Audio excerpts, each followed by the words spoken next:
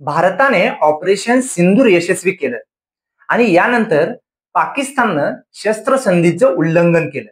यानंतर बरेच दिवस भारत आणि पाकिस्तान या दोन्ही देशांमध्ये तणाव सुरू होता आणि शेवटी 10 तारखेला 10 मे रोजी या युद्धाच्या सगळ्या बातम्या थांबल्या आणि युद्ध थांबल्याच्या सुद्धा बातम्या येऊ लागल्या.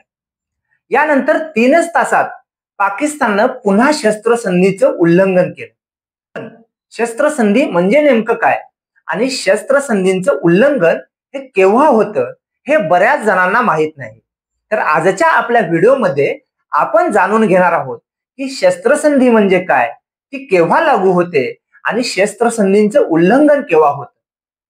पण त्याआधी अजूनही तुम्ही आपल्या लय भारी या युट्यूब चॅनेलला सबस्क्राईब केलं नसेल तर लगेच सबस्क्राईब करा आणि बाजूच्या बेल आयकॉनला सुद्धा क्लिक करायला विसरू नका, जेणेकरून असेच लय भारी व्हिडिओ सगळ्यात आधी तुमच्यापर्यंत पोहोचतील.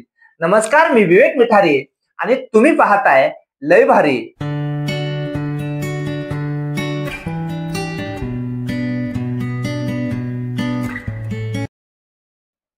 तर मित्रांनो, 2 किंवा अधिक देशांमध्ये युद्ध किंवा युद्धजन्य परिस्थिती थांबवण्यासाठी दोन्ही देशांनी केलेला कायमचा किंवा तात्पुरता करार म्हणजे शस्त्रसंधी होय. तर आता तुम्हाला प्रश्न पडला असेल की शस्त्रसंधी केव्हा लागू होते. दोन्ही देशांमध्ये ज्या वेळेला तणावजन्य परिस्थिती असते, युद्धजन्य परिस्थिती असते, त्यावेळेला पहिल्यांदा त्या दोन्ही देशांमध्ये चर्चा होते. या चर्चेनंतर नियम आणि अटी ठरवल्या जातात आणि यानंतर एक करार होतो आणि हा करार या दोन्ही देशांच्या सहमतीने होतो आणि त्यानंतर शस्त्रसंधी लागू होते. तर प्रामुख्याने सीमेवर शांतता राहावी आणि दोन्ही बाजूने कुरघोड्या किंवा गोळीबार होऊ नये म्हणून हा करार झालेला असतो. पण तरी सुद्धा एखाद्या देशाने जर अशी कुरघोडी किंवा सीमेवर गोळीबार केला तर त्याला शस्त्रसंधीचं उल्लंघन केलं असं म्हणतात.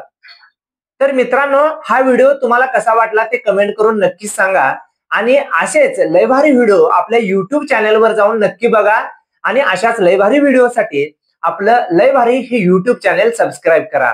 धन्यवाद.